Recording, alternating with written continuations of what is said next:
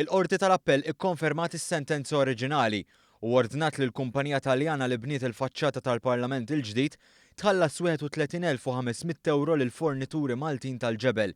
Dan wara li l-kumpanija Maltija Qstone allegat li CFF Filiberti li kienet responsabbli mill-bini tal-faċċata tal-Parlament baqgħet ma ħallsitx tal-ġebel minħabba diffikultajiet finanzjarji li għandha l-istess kumpanija Taljana.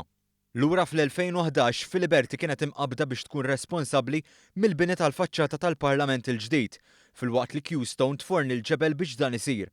Filiberti bdew jaqgħu lura fil-ħlasijiet tagħhom għall-kunsenji tal-ġebel u waqt kawża fil-qorti dwar dan qajmu kwistjoni fuq il-fatt li l-ġebel li kienu qed jipprovdu Qstone kienu ta' kwalità inferjuri, tant li kellhom jordnaw 200 tabija żejda mill-fondi tal-kumpanija Taljana.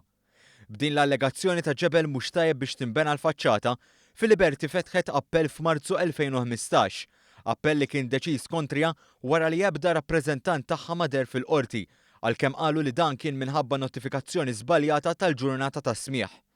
Il-qorti nnotat ukoll li Filiberti kienu nnotifikati darbtejn dwar id-data tas-smigħ, darba bil-posta u darba oħra mill-awtoritajiet Taljani.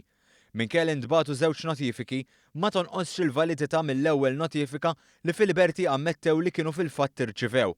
Il-qorti għalhekk iddeċidiet favur Qstone u ordnat li Filiberti tħallas 31,500 euro.